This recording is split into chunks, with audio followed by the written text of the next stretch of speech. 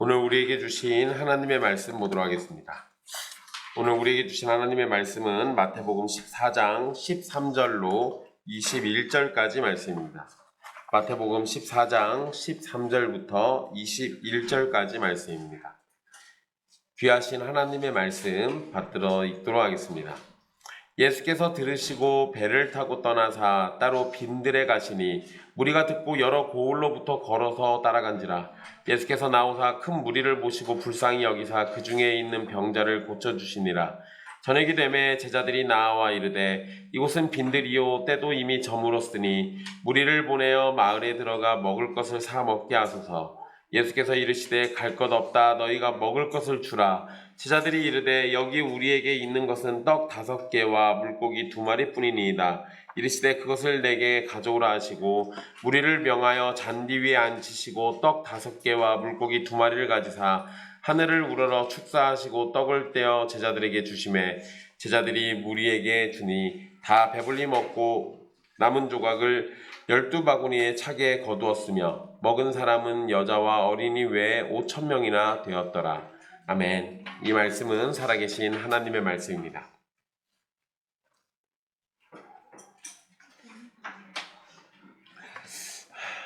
지난 시간 우리 분봉왕 헤롯과 헤로디아 그리고 살로메라고 불리는 헤로디아의 딸이 요한을 죽인 이야기를 함께 살펴봤습니다.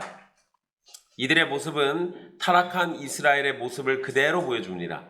선지자를 박해하고 자신들의 죄를 덮으려고 하고 죄를 짓고도 그것을 자신들의 즐거움으로 삼습니다.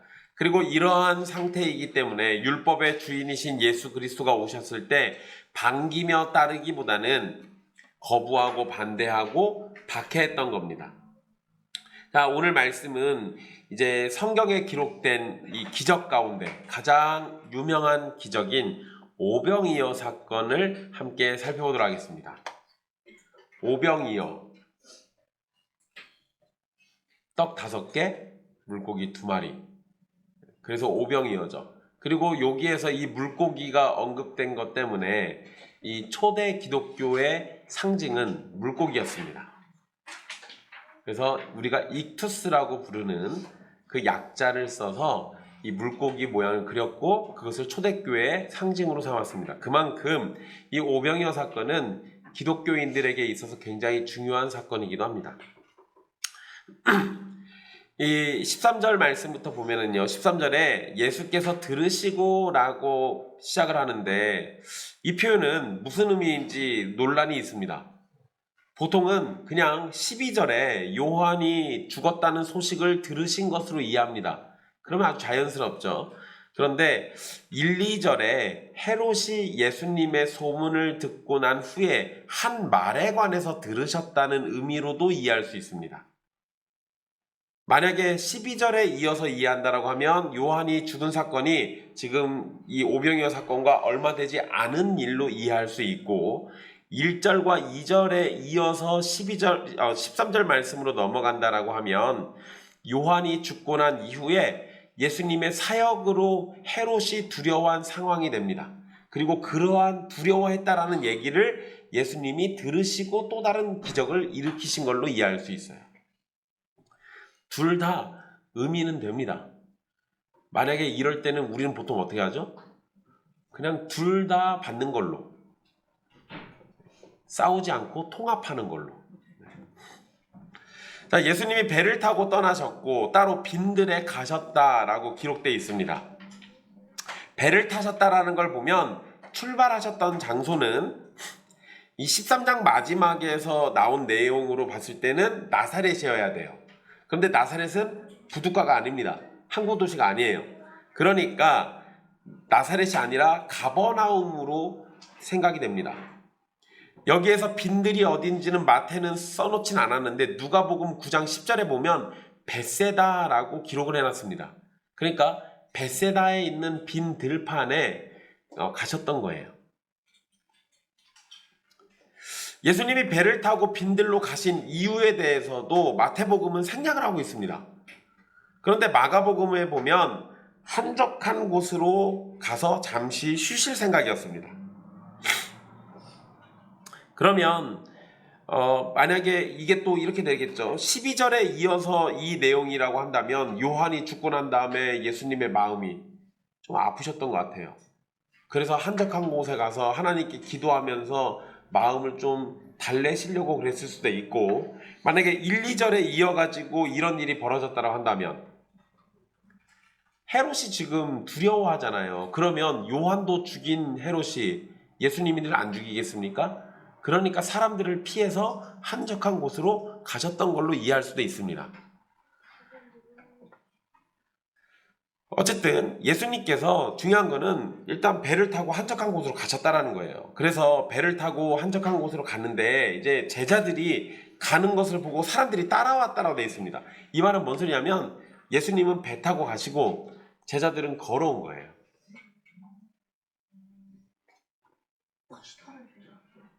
지금 예수님이 갑질하셨다고 생각하시면 안 됩니다. 여러분, 이 다음 사건은 뭐냐면요, 예수님이 물 위를 걸으신 사건인데 그때는 제자들 보고 배 타고 먼저 가라고 합니다. 그리고 자기가 뒤따라간다고 해요. 배가 갔잖아요.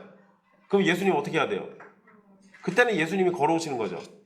근데 그때 예수님은 물을 가로질러서 짧은 거리로 걸어오십니다. 근데 어쨌든 예수님이 배 타고 가셨고 제자들이 걸어왔는데, 이거는 이 제자들이 이렇게 걸어가는 걸 보고 사람들이 따라왔다라고 기록되어 있어요.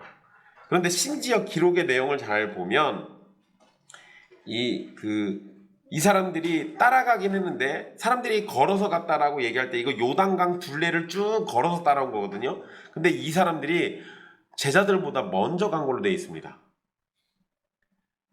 그러니까 제자들도 예수님 쫓아서 막 열심히 갔을 건데, 이 쫓아왔던 사람들은 예수님을 더 빨리 만나고 싶어서 제자들보다 더 먼저 간 거예요. 어쨌든 이 사람들이 얼마나 예수님과 함께 있기를 원했는지 이런 모습을 통해서 우리는 알 수 있습니다.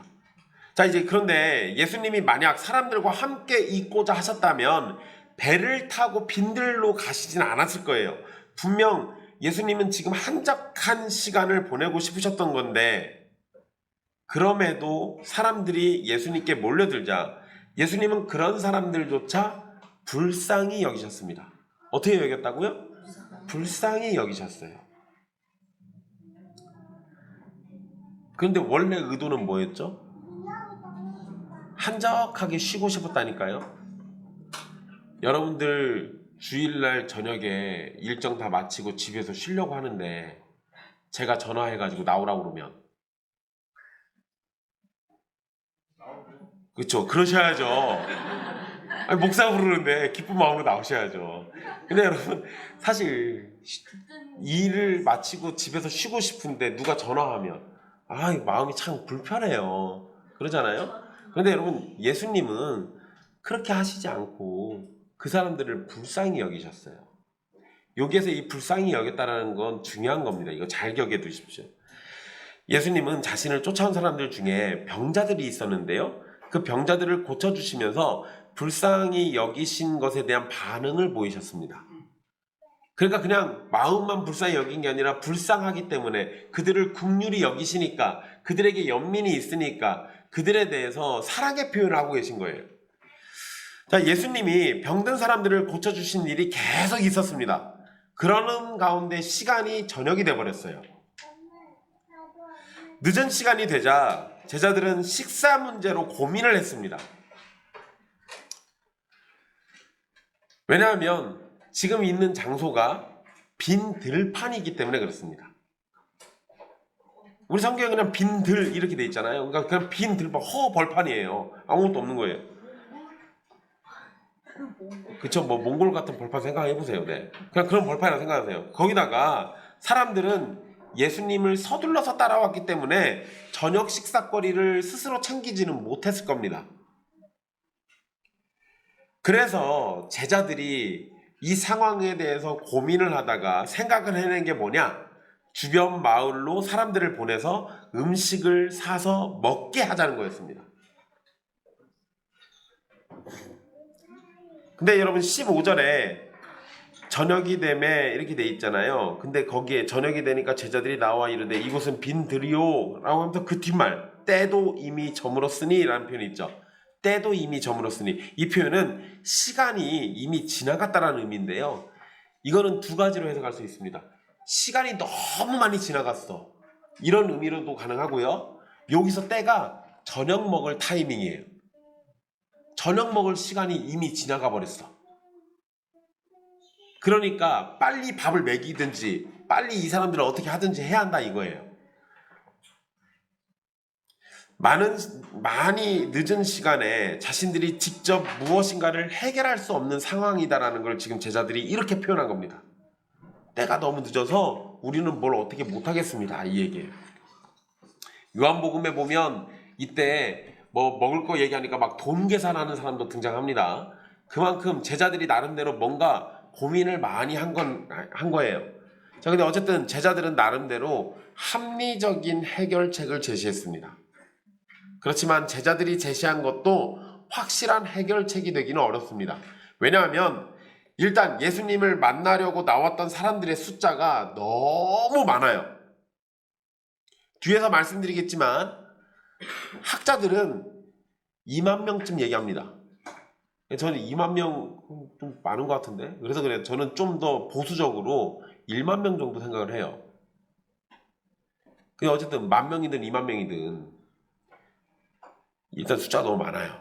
그게 첫 번째 문제고, 두 번째 문제는 뭐냐면 19절 말씀에 보면 무리를 명하여 잔디 위에 앉히시고 이렇게 돼 있어요. 어디에 앉혔다고요? 잔디. 이 얘기는 뭐냐면 이때 잔디가 있었다라는 얘기죠. 잔디가 있다는 얘기는 이 당시 계절이 봄이라는 겁니다.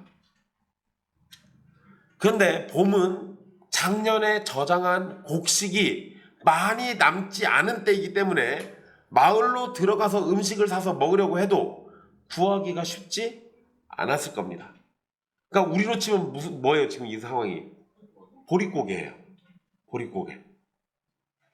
그러니까 당장 나 먹을 것도 없는데 10,000명쯤 되는 사람들이 몰려와가지고 밥 내놓으라고 그러면, 밥 좀 사 먹겠다고 돈 들고 와가지고 내놓으라고 그러면 줄 수 있겠어요?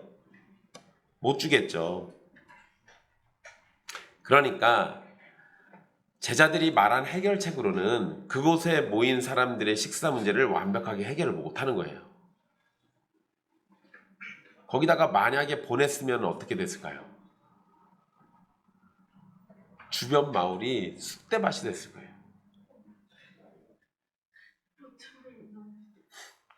남자 성인만 5,000명이니까. 자, 제자들은 무리에게 직접 음식을 사서 먹게 하자라고 말했지만 예수님은 그렇게 보낼 것이 아니라 제자들인 너희가 직접 먹을 것을 주라라고 이렇게 말씀하십니다. 제자들은 현실적인 대안을 제시하고 있는데 예수님은 이해할 수 없는 농담 같은 이야기를 하고 계신 거예요. 아니 지금 밥이 없다니까요. 없는데 뭘 자꾸 주라고 그래요. 그런데 여러분, 이후의 장면을 보면 음식을 구해주신 분은 분명히 예수님이긴 해요. 이 문제를 해결하신 건 예수님이거든요. 그런데 예수님은 단순히 기적만을 행하시는 게 아니에요. 기적을 행하시면서 자기 능력을 보이시는 것이 아니라 하나님의 영광을 위한 모든 사역에 제자들이 직접 참여하고 제자들을 통로로 삼아서 하나님의 일을 하시기를 원하시는 겁니다. 그래서 제자들에게 직접 먹을 것을 주라고 말씀하시는 거예요. 이거 굉장히 중요한 겁니다.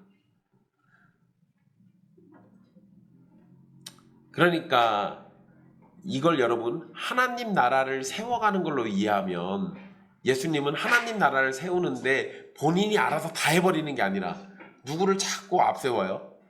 제자들을 앞세워요. 왜 그러실까요? 이거 훈련시키는 거예요. 조금 있으면은 예수님 없잖아요. 조금 있으면 예수님 없잖아요. 그러니까 미리 훈련시켜서 하나님 나라 일꾼으로 자라게 해주시는 거예요. 이런 거 생각하면 우리도 예수님의 이런 리더십을 배울 필요가 있어요. 교회는 사람을 세우는 곳이에요. 사람을 세우는 곳. 그 큰 교회에 보면 담임 목사가 있고 부목사들이 있는데 부목사들은 주일 오전에 설교하는 일이 쉽지 않습니다. 왜냐면 주일 오전은 거의 담임 목사가 설교해요. 왜? 제일 인기 끊는 그 시간, 제일 좋은 시간이에요. 그래서 보통 교회에서는 주일 오전 예배를 대예배라고까지 부르잖아요. 이거는 큰 예배, 나머지는 작은 예배. 대예배니까 다른 거 나머지는 작은 거지 뭘. 그러니까 그러면 수요 예배나 오후 예배는 부목사 시키면서 대예배는 담임 목사가 다 해먹고 그거 사람을 세우는 거예요? 아니요. 자기의 인기를 채우기 위해서 수단을 쓰는 거예요. 예수님의 방식대로 한다면 담임 목사, 부목사 상관없이 주일 오전 예배든 오후 예배든 서로를 자꾸 세워줘야 돼요. 그렇게 해서 다음 때를 기르는 게 굉장히 중요한 겁니다. 우리는 사람을 세우는 곳이지 사람을 이용해 먹는 것이 아니에요. 교회는 언제나 다음 사람들을 세우는 겁니다. 자, 어쨌든 제자들은 예수님이 이렇게 말도 안 되는 소리를 자꾸 하니까 지들 딴에 또 노력을 합니다. 그래서 음식을 찾아와요. 그래가지고 갖고 온 게 뭐냐? 자신들에게는 떡 5개와 물고기 2마리 뿐이다 라고 얘기합니다. 근데 여러분 마태복음에는 이 물고기의 출처가 안 나옵니다. 근데 요한복음 6장 9절에 보면 이 음식은 어떤 한 소년이 가지고 있었던 음식이에요. 그러니까 제자들이 떡 5개와 물고기 2마리를 말하기는 했지만 심지어 이것마저도 자신들 것이 아니에요. 그러니까 이거를 뺏어다가 강제로 나눠주면 이러면 안 되죠. 이제 범죄가 되잖아요. 그러니까 여러분 상황이 이렇다 보니까 예수님의 말씀처럼 제자들이 먹을 것을 줄 수 있는 상황이 전혀 아니었습니다. 자, 여러분 여기에 재미난 이야기 열왕기하 4장 42절에서 44절 말씀이 있습니다. 이 말씀을 보면 오늘 본문의 말씀과 비슷한 사건이 나옵니다. 열왕기하 4장 42절에서 44절. 열왕기하 4장 42절에서 44절입니다. 어떤 사람이 보리떡 20개 그리고 자루에 담은 채소를 엘리사 선지자에게 가져다 줍니다. 그러자 엘리사는 이것을 가지고 무리들을 먹이라고 이렇게 말하는데요. 엘리사의 종, 엘리사의 사환이 이걸로 뭐라고 하냐면 아니 이걸로 어떻게 100명을 먹입니까? 이렇게 얘기해요. 그러니까 이 엘리사의 경우에는 100명의 사람들이 있었던 겁니다. 그런데 엘리사가 뭐라고 답하냐? 무리에게 먹고도 남을 것이다 라고 여호와께서 말씀하셨다라고 얘기합니다. 그러면서 나눠줍니다. 그러자 실제로 먹고 남아요. 자, 엘리사의 이야기에서 언급된 보리떡이나 예수님께 제자들이 가져온 이 소년의 떡은 큰 크기의 떡이 아니에요. 이거 막 여러분 영화 같은 거 보면은 막 얼굴만한 빵 이런 거 5개 들고 와가지고 막 이렇게 얘기하더라고요. 소년이 그런 빵 5개를 들고 다녔겠습니까? 그거 자기 먹으려고 지금 들고 온 거잖아요. 그런 빵 아니고요. 조그맣고 둥그런 빵이에요. 엘리사 경우도 마찬가지고 예수님 당시에도 그래요. 이거 조만한 거예요. 그러니까 조만한 빵 5개, 물고기 2마리. 그러니까 지금 가진 음식으로는 함께 모여있는 사람들을 나눠주기에는 턱없이 부족한 겁니다. 문제는 엘리사는 100명이었다면 예수님은 남자만 5,000명이에요. 여러분 보리떡 엘리사의 경우 보리떡이 20개라고 했으니 100명이면 이만한 빵을 어떻게 나누면 돼요? 5등분 하면은 5개 나오죠? 그게 20개니까 100명 먹잖아요. 이만한 걸 5등분 해가지고 아이고 차라리 안 먹고 말지. 근데 여러분 그만한 빵이 5개인데 사람이 5,000명이야. 와. 제자들은 자신들이 확보한 음식이 얼마 되지 않기 때문에 아무것도 할 수 없을 거라고 생각했을 겁니다.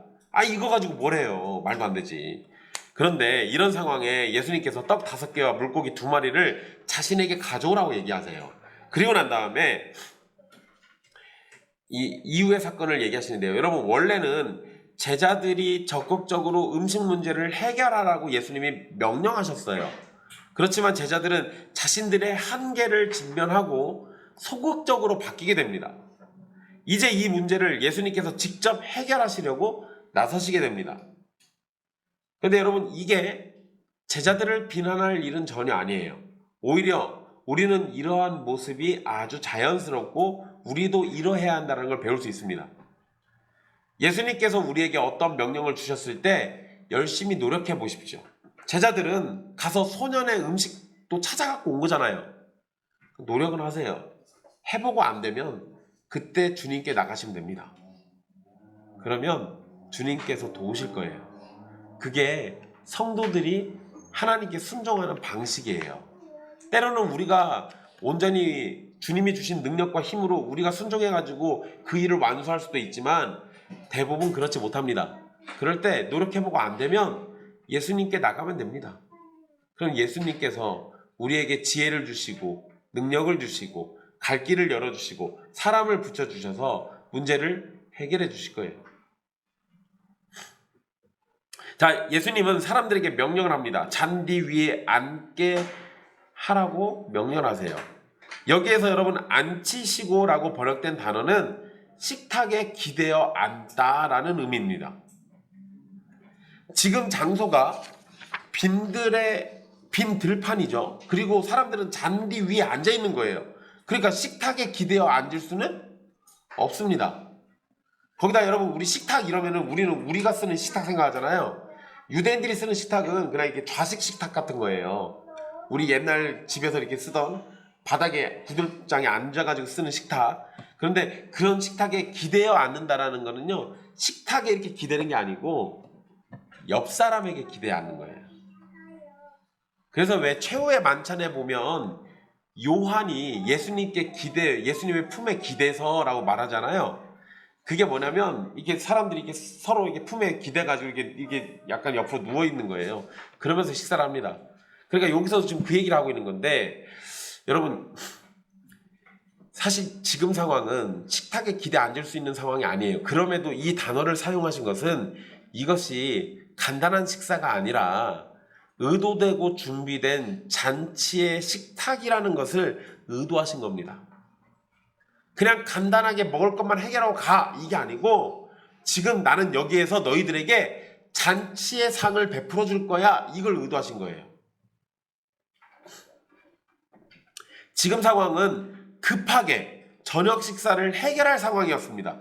배고픔만이라도 해결해도 되는데 그것만 해도 다행인 상황인데, 예수님의 표현은 배고픔만 해결하는 수준이 아니라 풍성한 잔치를 기대하라는 것입니다.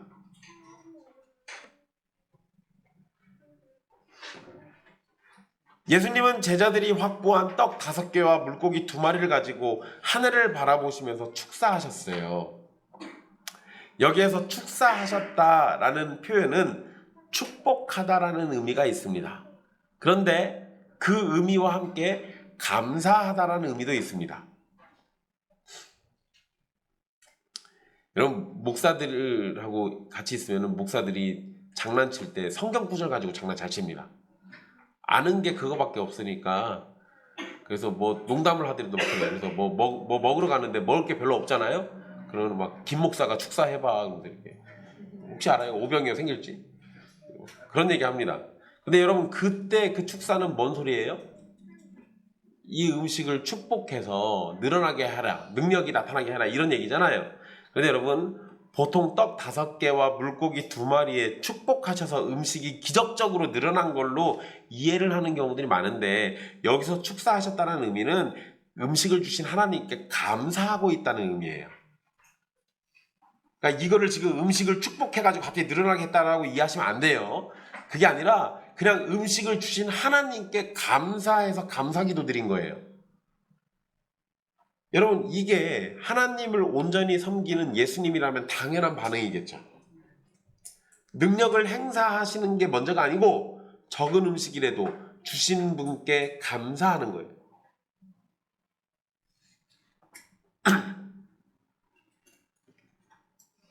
예수님께서 감사의 기도를 드리고 난 후에, 그리고 음식을 예수님이 직접 주셔도 됐었을 겁니다.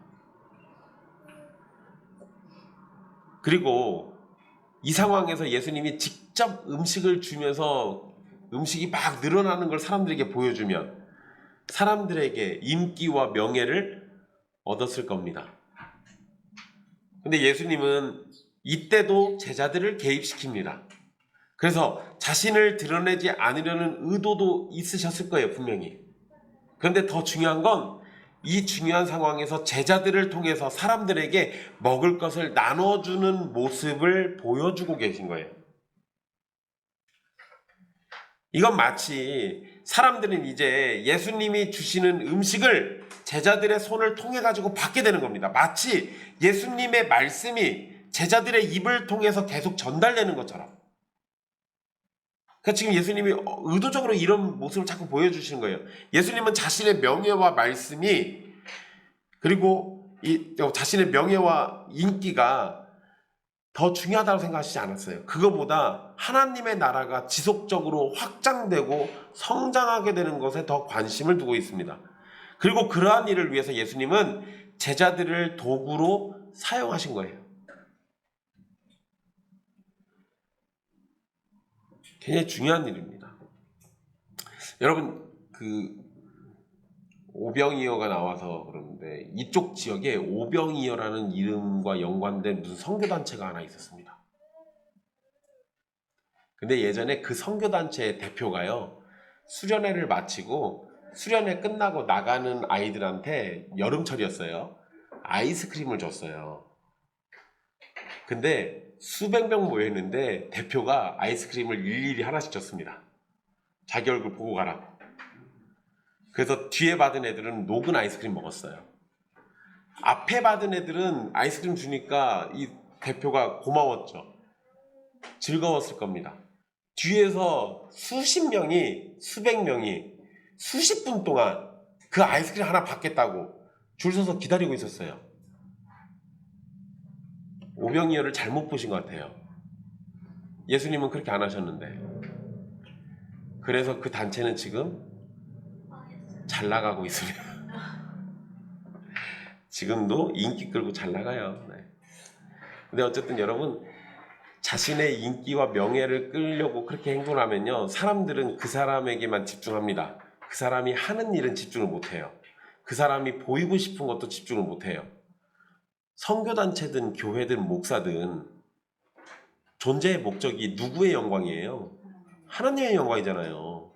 근데 왜 자기를 드러내요? 그럼 그 사람은 지금 잘 나가고 성공할지 몰라도 결국 마지막 때에 하나님의 영광을 가린 것 때문에 하나님께 징계받고 혼날 겁니다. 자, 여러분, 또 한 가지, 제자들이 먹을 것을 무리들에게 나눠줬다라는 이 기록 굉장히 중요한 건데요. 왜냐하면 오병이어 사건을 기적으로 생각하지 않는 사람들이 있습니다. 그 사람들에 대해서 이 제자들이 음식을 나눠줬다라는 이 기록은 그 사람들에 대한 확실한 반발, 그리고 확실한 이 반대 의견을 낼 수 있습니다. 이게 뭐냐면 오병이어 사건을 예수님이 보이신 기적이 아니라 사람들이 예수님께 말씀을 듣고 감동받아가지고 자신들이 가지고 있었던 음식을 꺼내놓은 이야기로 말하는 사람들이 있습니다. 또는 여러분들이 아마 제일 많이 들은 얘기는 이걸 거예요. 이 소년이 자신이 가진 떡 5개와 물고기 2마리를 아낌없이 내놓는 걸 보니까 다른 사람들이 감동받아서 자기들이 감춰뒀던 음식들을 다 꺼내가지고 함께 나눠 먹은 이야기로 알고 있을 겁니다. 이런 얘기들 아마 한 번씩 들어봤을 거예요. 이거 오병이어의 사건을 기적으로 믿지 않는 사람들이 이런 얘기합니다. 그런데 여러분, 이런 설명이 가능하려면 방금 얘기를 잘 생각해 보세요. 사람들이 어떤 아이가 내놓은 음식을 아낌없이 자기 거를 헌신하는 걸 보고 자신들이 싸운 음식을 꺼내서 나눠 먹었다면 제자들이 음식을 나눠줄 필요가 없죠. 그냥 거기서 자기들이 알아서 나눠면 되잖아요. 근데 성경은 뭐라고 기록해놨습니까? 제자들이 나눠줬다고 돼 있어요. 19절 마지막에 제자들이 무리에게 주니라고 이렇게 돼 있잖아요. 제자들이 나눠준 거잖아요. 그러니까 이러면 예수님이 행하신 기적이 분명한 사실인 것을 이 작은 표현을 통해서 우리는 알 수 있어요. 무슨 감동을 받아가지고 숨겨놨던 음식을 꺼내고 말고 그런 거 없습니다. 거기다가 다시 상황을 잘 보세요. 아까 처음 시작이 뭐였습니까? 예수님 배 타고 가고 사람들은 요단 강가를 따라서 쭉 쫓아왔잖아요. 예수님이 어디다 배를 들지도 몰라요. 그러니까 이 사람들이 미리 음식을 준비했겠습니까? 아니요. 급하게 따라오니라고 그런 거 준비할 시간도 없었다니까요. 그러니까 무슨 꿈쳐놓은 음식이 따로 있고 없고 이런 건 말이 안 돼요. 이건 진짜로 어떤 기적이 일어난 겁니다. 여러분, 예수님이 행하신 기적을 믿지 못하는 사람들이 무엇이라고 생각하고 믿든 그것은 그 사람들의 자유입니다. 그러니까 뭐 믿고 싶은 대로 믿으라고 하세요. 하지만 성경을 더하고 빼는 것에 대한 처벌은 분명히 받게 될 겁니다. 그러니까 성경에 없는 이야기를 함부로 지어내서 더하거나 있는 것을 빼고 감추거나 믿지 않으려는 행위는 하나님께 저항하는 거예요. 예수님이 제자들에게 어떻게 음식을 나눠주었고 제자들은 그것을 어떤 식으로 사람들에게 음식을 나눠줬는지 정확하게 기록되지 않았습니다. 사복음서가 이 부분은 다 침묵해요. 예수님이 음식을 자를 때마다 다시 막 생겨난 건지 아니면 바구니에서 꺼낼 때마다 한 마리씩 다시 또 떡 하나씩 다시 또 생겨난 건지 정확히 몰라요. 이게 중요한 게 아니란 얘기죠. 그리고 어쩌면 제자들도 이 부분에 대해서 아예 기록이 전혀 없는 걸 보면 제자들도 이것을 말로 설명을 못했을 겁니다. 봤더라도 또는 그 기적이 어떻게 벌어졌는지 못 봤을 가능성도 있어요. 어쨌든 중요한 것은 20절의 기록처럼 다 배불리 먹었고 남은 조각이 12바구니에 차게 거둬졌다라는 결과인 거예요. 중요한 건 요겁니다. 자, 모든 사람이 다 배불리 먹었다라는 것은 굶주렸던 모든 사람이 완벽하게 만족을 얻게 되었다라는 것을 의미합니다. 그러니까 이곳에 모인 사람들은 부족함 없이 다 먹은 거예요. 근데 여러분 여기에서 12바구니 뭐 뒤에서도 얘기하겠지만 12바구니 얘기가 나오니까 사람들이 막 별의별 상상을 다 합니다. 근데 왜 하필이면 12바구니였을까요?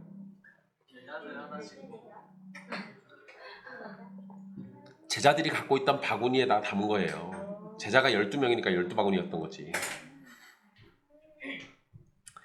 여러분 이사야 55장 1절에서 2절 말씀에 하나님께서 이렇게 말씀하십니다. 모든 목마른 자들아 물로 나오라. 돈 없는 자도 오라. 너희는 와서 사 먹되 돈 없이 값 없이 와서 포도주와 젖을 사라. 너희가 어찌하여 양식이 아닌 것을 위하여 은을 달아주며 배부르게 하지 못할 것을 위하여 수고하느냐.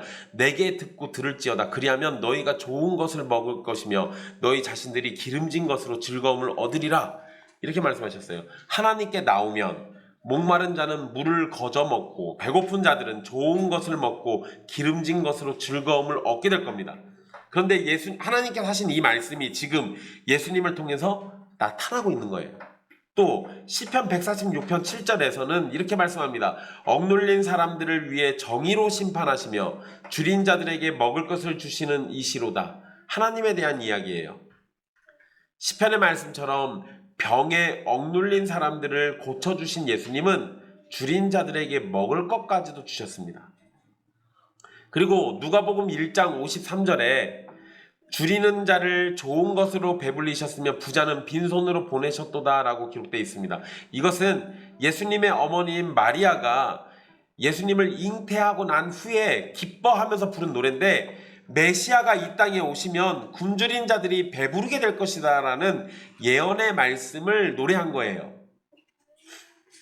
이런 말씀들은 궁극적으로 예수님과 함께 완성된 나라에서 나타날 모습이지만 예수님은 지금 들판에 모인 사람들에게 부분적인 천국 잔치를 보여주고 계신 거예요. 만약에 풍성한 식사가 없었다면 남는 음식도 없었을 것인데 12명의 제자가 12개의 바구니를 가득 채우도록 남은 음식을 모았습니다. 12바구니가 남았다는 건 단순한 사실을 남긴 것일 수도 있어요. 진짜로 12바구니가 남았어? 이렇게 기록이 남긴 걸 수도 있습니다. 그런데 완전수인 12가 언급된 것은 완전한 만족을 얻도록 은혜 베푸시는 하나님의 풍성하심과 은혜로우심을 또 보여주는 거예요. 그러니까 아까 말씀드린 것처럼 12제자여서 12바구니에다 담은 거예요. 그런데 12라는 숫자가 완전함을 상징하잖아요. 그리고 지금 이 상황은 정말로 풍성하신 하나님에 의해 풍족하게 먹고 남은 거잖아요. 그러니까 이 모든 것들은 하나님의 풍성하심과 은혜로우심을 우리에게 가르쳐주고 있는 겁니다. 그리고 여러분, 오해하지 말아야 할 것은 12바구니가 남았다라는 건 결국 음식이 남았다는 거잖아요. 그 음식을 낭비한 거네. 12바구니가 남았으니까. 엄청 많이 남은 게 아니죠. 왜냐하면 최소 1만 명이나 모인 사람들인데 1만 명이나 모인 사람들이 먹고 남긴 음식이 12바구니면 거의 안 남긴 거예요. 그러니까 여러분, 1만 명을 생각 안 하고 우리 기준에 12바구니니까 아이고 12바구니 언제 다 먹어가는데 1만 명이 먹고 남긴 거니까 12바구니는 많은 게 아니에요. 하지만 남겼다라는 것이 보여주는 게 뭐냐면 결국 배불리 먹고도 남았다. 하나님이 넘치도록 채워주셨다. 이거를 지금 우리에게 알려주고 싶어 하시는 겁니다. 그리고 여러분, 21절에 있는 기록은 요게 먹은 사람이 여자와 어린아이 빼고 5,000명이나 됐다라고 돼 있는데요. 이거 정확한 숫자를 얘기한 건 아닙니다. 대략적인 숫자예요. 대략적인 숫자. 그런데 그럼에도 매우 놀라운 숫자가 언급된 거죠. 마태는 당시 유대인들의 관습을 따라서 성인 남자의 숫자만 쓴 겁니다. 근데 성인 남자의 숫자가 대략적으로 5,000명이니까 여기에 여자와 어린아이들을 포함하면 최소한 1만 명, 다른 학자들은 보통 2만 명 이렇게 얘기해요. 그러니까 그 자리에서 예수님이 베푸시는 음식을 굉장히 많은 수의 사람들이 먹었다라는 겁니다. 오병이어라고 불리는 오늘 말씀의 사건은 특이하게도 사복음서, 마태, 마가, 누가, 요한 이 4개의 복음서 전부에 기록된 사건입니다.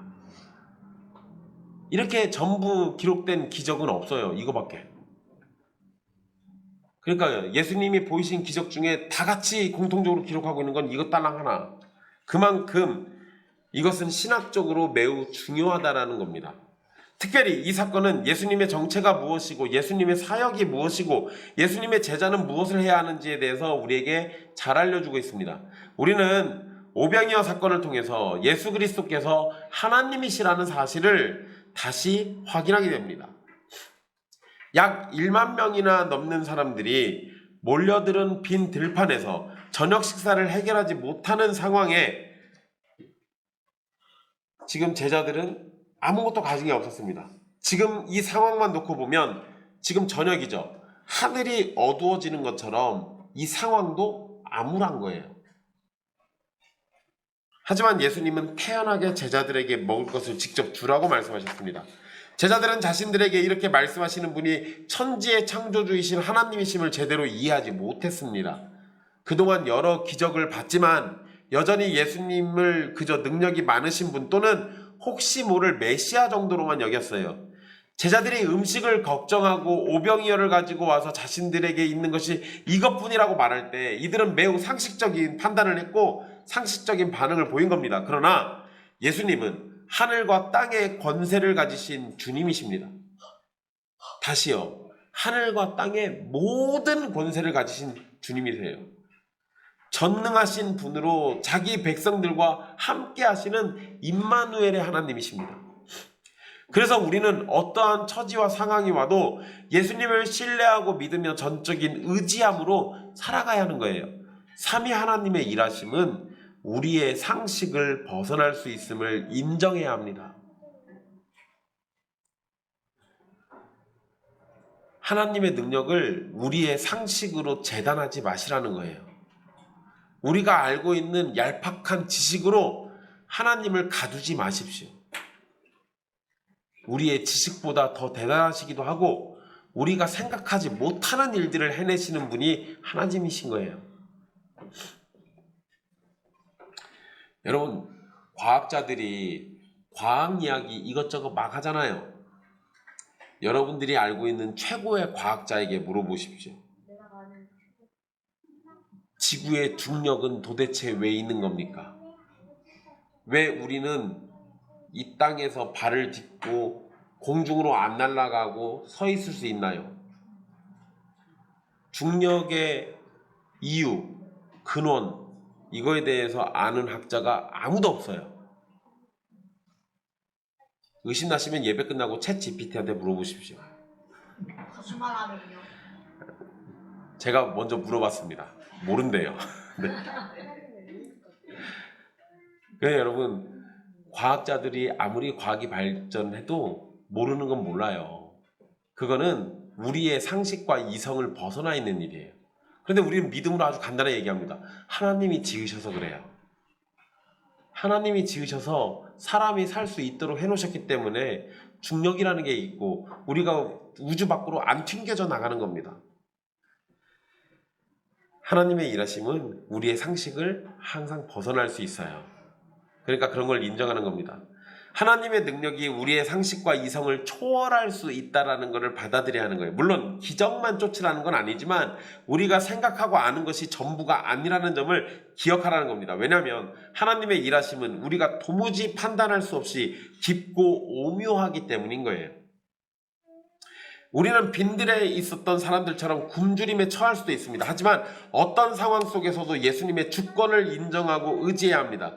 우리는 예수님을 믿다가 사로잡혀갈 수도 있고 칼에 죽임을 당할 수도 있어요. 하지만 그것이 예수님의 다스림과 보호하심을 의심할 이유가 되지는 못합니다. 우리를 빈 들판에 있게 하고 굶주림에 방치하도록 하나님이 두실 수도 있어요. 하지만 그 모든 것이 선하신 하나님의 주권 아래에서 일어난 일입니다. 그리고 우리를 사랑하시는 예수님께서 사랑의 눈길로 우리를 돌봐주시기 때문에 성도는 절망과 낙심보다 소망과 은혜를 생각하고 의지할 수 있는 겁니다. 그리고 오병이어 사건은 긍휼과 연민으로 우리의 필요를 채워주시는 예수님을 가르쳐 줍니다. 뭐와 뭐라고요? 긍휼과 연민이에요.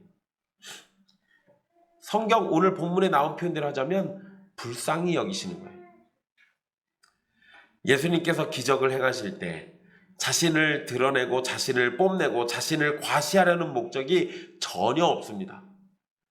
예수님은 14절의 표현처럼 무리를 보시고 불쌍히 여기셨어요. 그래서 그들의 병을 고쳐주셨고 그들이 굶주리니까 그들을 먹이신 거예요. 이걸로 나를 드러내야지, 이걸로 내 영광을 표현해야지, 이게 아니라 그들이 아프니까 치료해 주시고 굶주리니까 배불려 주시고 메시아이신 예수님께서 자기 백성의 모든 필요를 책임지시고 채워주실 것임을 예표적으로 보여주는 사건이 오병이어 사건입니다. 우리가 예수님의 백성이라면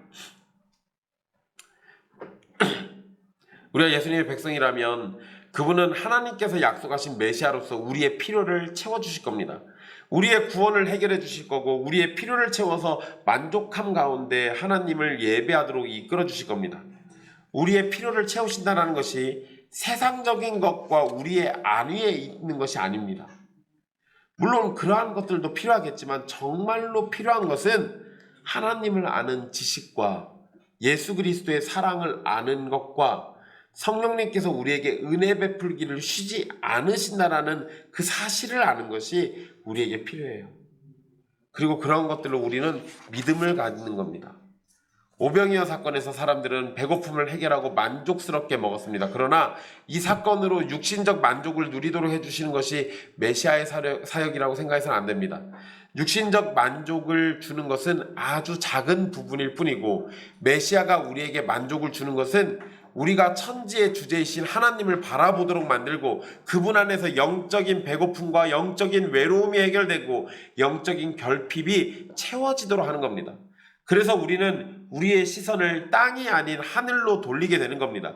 그렇기 때문에 예수님이 음식을 앞에 두고 감사 기도를 드리셨던 거예요. 앞에서 언급했던 엘리사의 사건은 예수님의 오병이어 사건을 미리 보여주는 사건입니다. 그리고 이것은 자기 백성들을 먹이시는 사랑 많으신 하나님을 보여주는 것이기도 합니다. 엘리사를 통해서 나타난 기적은 메시아이신 예수님을 통해서 더욱 크게 확장되어서 나타납니다. 그리고 다시 오실 예수 그리스도를 통해서 자기 백성을 먹이신 일은 천국 잔치로 우리에게 주어지게 될 겁니다. 영광스러운 날이 오기까지 예수님의 제자들은 예수님의 말씀에 순종하며 살아가야 합니다. 예수님은 오늘도 제자인 우리를 향해서 말씀하시고 우리는 예수님을 의지하며 순종해야 하는 겁니다. 예수님은 오병이어 사건에서 제자들을 통해서 일하신 것처럼 오늘날은 우리를 통해서 일하십니다.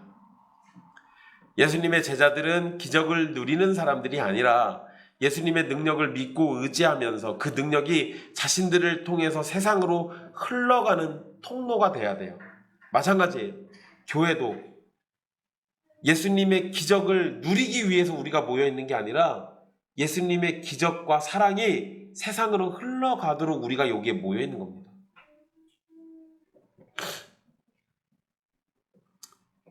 예수님은 오늘도 교회와 성도를 통해서 능력을 보이십니다. 우리 눈앞에서 오병이어와 같은 기적이 나타나진 않겠지만 오병이어와 마찬가지로 예수님께서 자신의 능력을 통해 자기 백성을 먹이고 돌보시는 기적이 일어날 겁니다. 여러분은 작은 일에 있어서도 예수 그리스도의 능력과 사랑을 증거하며 살아야 합니다. 그리고 여러분이 예수님의 능력이 나타나는 통로가 되기를 소망해야 합니다. 제자들이 사람들을 마을로 보내서 먹을 것을 사서 먹게 하자는 제안은 사실상 저녁이 됐으니 모두 알아서 돌아가고 알아서 먹을 것과 잠잘 것을 해결하라는 거였습니다. 하지만 그들을 긍휼히 여기신 예수님은 그들을 보내지 않고 기적을 행하셨습니다. 그곳에 모인 사람들이 굶주렸기 때문에 긍휼히 여기신 것만은 아니에요. 그들은 병들어 고통받는 사람들이었고 어떤 사람들은 귀신 들려 고통받고 있었을 겁니다. 그들은 빈들까지 예수님을 쫓아올 정도로 절박한 사람들이었어요. 그들이 저녁 식사를 하지 못한 것은 그들이 겪고 있는 고통에 비하면 아무것도 아닙니다. 하지만 제자들은 그들의 저녁 식사에만 집중하고 있잖아요. 그리고 그것을 문제로 여기고 있잖아요. 그리고 그것만 해결하려고 하잖아요. 반면에 예수님은 그들의 저녁 식사도 해결하고 불쌍히 여기는 그들의 문제도 해결해 주셨습니다. 예수님의 말씀을 듣고 예수님의 긍휼하심을 얻을 수 있는 자리는 우리의 먹고 사는 문제보다 훨씬 더 중요하다는 사실을 잊지 마십시오.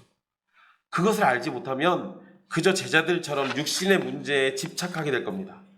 사랑하는 형제 자매 여러분, 우리는 오늘 말씀에서 빈들에 따라온 사람들이 예수님을 통해서 기적을 경험하고 하늘의 은혜를 받는 것을 살펴봤습니다. 그런데 여러분, 여기서 한 가지 놓치는 부분이 있어요. 제가 앞에서도 간단하게 얘기는 드렸는데요. 예수님이 오병이어로 예수님을 따라 모인 사람들을 먹이신 일만 우리는 보통 생각을 하는데, 앞에서 말씀드렸던 것처럼 만약에 예수님이 제자들의 말을 듣고 수많은 사람들을 주변 마을로 가서 먹게 했다면 주변 마을은 갑자기 봉변을 당했을 겁니다. 1만 명이 넘는 사람들이 주변 마을로 흩어져서 음식을 구하는 것은 엄청난 혼란을 가져오고 누군가에게는 위협이 될 수도 있는 상황이에요. 그런데 예수님이 보이신 기적으로 그런 일은 일어나지 않았습니다. 즉, 예수님께서 제자들의 말과 달리 직접 해결해 주셔서 주변 마을들은 자신들이 미처 알지도 못한 상황에 하나님의 은혜를 받았던 거예요. 아마 그 사람들은 지금까지도 모르고 있을 수도 있습니다. 그때 그렇게 하나님의 은혜를 받았는지 어쨌는지. 여러분, 이건 우리도 마찬가지예요. 우리의 삶도 마찬가지입니다. 우리는 오병이어와 같은 놀라운 기적을 경험하거나 우리를 긍휼히 여기시는 예수님의 사랑을 경험할 수도 있습니다. 하지만 우리가 깨닫지 못한 순간에도 오병이어의 기적과 예수님의 긍휼은 우리에게 여러 모양으로 영향을 주고 은혜를 베풀고 있다는 겁니다. 그러니 눈에 보이고 손에 잡히는 기적만을 쫓는 사람이 되지 마십시오. 그저 아무것도 우리에게 보이지 않고 아무것도 경험되지 않더라도 우리를 사랑하시는 예수님을 전적으로 믿고 의지하십시오. 유대인들은 인사말로 샬롬이라는 말을 사용합니다. 이것은 하나님의 평안이 있기를 비는 축복의 인사말입니다. 그런데 진정한 샬롬은 예수 그리스도 안에 있는 겁니다. 예수 그리스도를 빼놓고 샬롬을 논하는 것은 아무짝에도 쓸모가 없는 거예요. 병든 자들을 긍휼히 여기시고 굶주린 자들을 외면하지 않으시는 예수님은 자기 죄로 죽어가는 자기 백성들을 위해서 구원의 은혜도 넘치도록 베푸십니다. 그래서 풍성한 하나님의 평안은 예수 그리스도 안에서만 발견할 수 있기 때문에 예수님 안에서만 진정한 샬롬이 있을 수 있는 겁니다. 그러니 샬롬의 하나님을 믿으십시오. 우리를 긍휼히 여기시는 예수님을 의지하십시오. 우리에게 하늘의 은혜를 적용해 주시는 성령 하나님을 바라보십시오. 삼위 하나님을 온전히 믿고 따를 때 우리의 영혼은 언제나 배불리 먹고도 남는 은혜를 경험하게 될 겁니다. 기도하겠습니다.